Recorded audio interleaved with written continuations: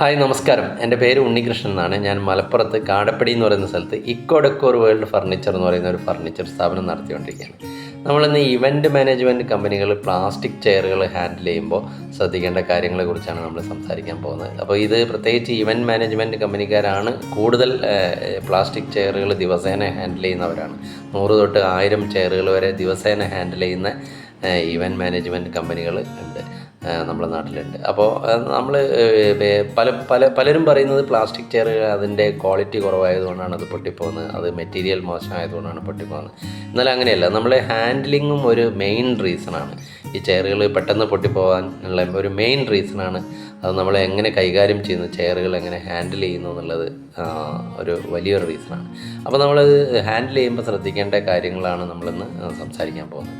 അപ്പോൾ ഇതിൽ നമുക്ക് എന്താണെന്ന് വെച്ചാൽ, ഈ ചെയറുകൾ ഒരു ചെയറും തന്നെത്താനെ പൊട്ടിപ്പോകുന്നില്ല. ഈ ചെയർ അത് സ്ട്രെസ്സ് പോയിൻ്റ്, അതിന് സമ്മർദ്ദം കൂടുതൽ അനുഭവപ്പെടുന്ന സ്ഥലങ്ങളിലാണ് ഈ ചെയറുകൾ പൊട്ടിപ്പോകുന്നത്. അപ്പോൾ അത് എവിടെയൊക്കെയാണെന്നുള്ളത് നോക്കാം. അപ്പോൾ കൈയുള്ള ചെയറാണെങ്കിൽ നമ്മുടെ ബാക്ക് റെസ്റ്റിൻ്റെ ജോയിൻറ്റുകളിൽ, ബാക്ക് റെസ്റ്റ് നമ്മളെ ചാരിയിരിക്കുന്ന ഭാഗമുണ്ടല്ലോ, അതിൻ്റെ ജോയിൻറ്റുകളിൽ ചെയറുകൾ പെട്ടെന്ന് പൊട്ടിപ്പോകും.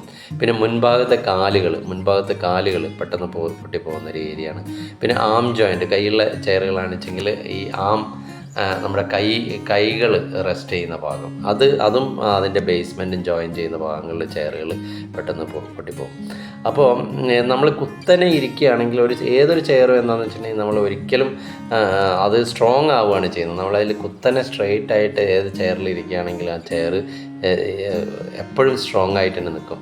അതല്ല, നമ്മളത് വീക്കായി പോകുന്നത് എങ്ങനെയാണെന്ന് വെച്ചാൽ, പ്ലാസ്റ്റിക് അതിൽ വീക്കായി പോകുന്നത് എങ്ങനെയാണെന്ന് വെച്ചിട്ടുണ്ടെങ്കിൽ, നമ്മൾ ഒരു സൈഡിലേക്ക് ചാരിയിരിക്കുമ്പോൾ അല്ലെങ്കിൽ സൈഡ് പ്രഷർ കൊടുത്തിരിക്കുമ്പോഴാണ് ചെയർ എപ്പോഴും, അത് കൈയുള്ള ചെയറാണെങ്കിലും ശരി, കൈയില്ലാത്ത ചെയറാണെങ്കിലും ശരി, ചെയർ വീക്കായി പോകുന്നത്.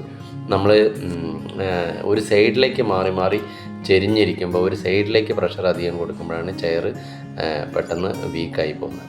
അപ്പോൾ ഒരിക്കലും നമ്മൾ എന്താ വെച്ചിട്ടുണ്ടെങ്കിൽ ഒരു ചെയറും നമ്മൾ ട്വിസ്റ്റ് ചെയ്യരുത്, വളച്ച് പിരിക്കുക അങ്ങനെയുള്ള സംഭവങ്ങളൊന്നും ചെയ്യരുത്. ഡ്രാഗ് വലിച്ചു കൊണ്ടുവരുത്, നിലത്ത് കൂടെ വലിച്ചു കൊണ്ടുവരുത്. പിന്നെ അല്ലെങ്കിൽ സൈഡായിട്ട് ഒരു സൈഡ് വീഴുന്ന രീതിയിൽ താഴോട്ട് ഇടരുത്. ഇങ്ങനെയൊന്നും നമ്മൾ ചെയ്യരുത്. ഇതൊക്കെ ചെയറിൻ്റെ ലൈഫ് കുറയ്ക്കുന്ന കാര്യങ്ങളാണ്. അപ്പോൾ നമ്മൾ ഈ നമുക്ക് എങ്ങനെ അത് അട്ടിയിടാന്നുള്ളതിനെക്കുറിച്ച് നമുക്ക് ആലോചിക്കാം. അതായത് നമുക്ക് കൈയില്ലാത്ത ചെയറുകൾ നമുക്ക് അട്ടിക്കിടാം.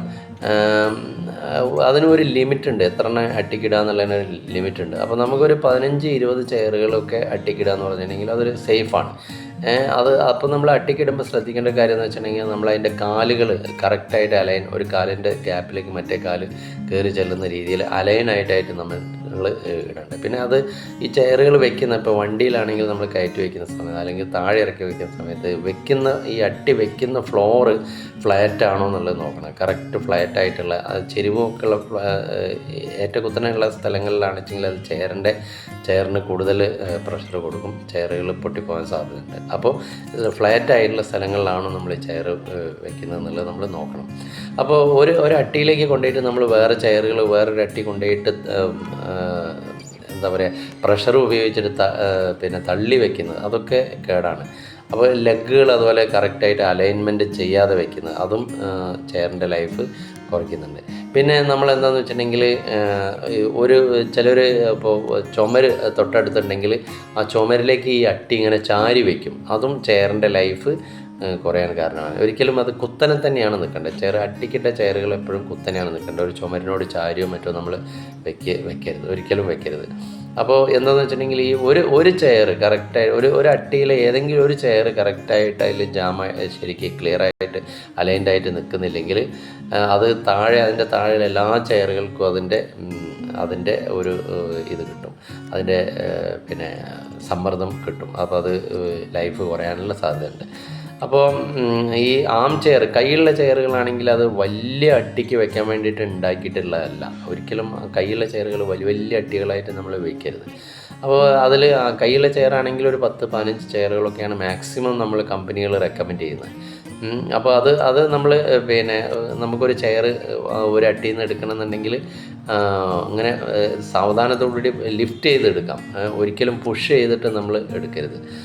അതുപോലെ കൈകളും, അതിൻ്റെ കൈയുള്ള ചെയറിൻ്റെ കൈകളാണെങ്കിലും ഫ്ലാറ്റായിട്ട് ഇരിക്കണം.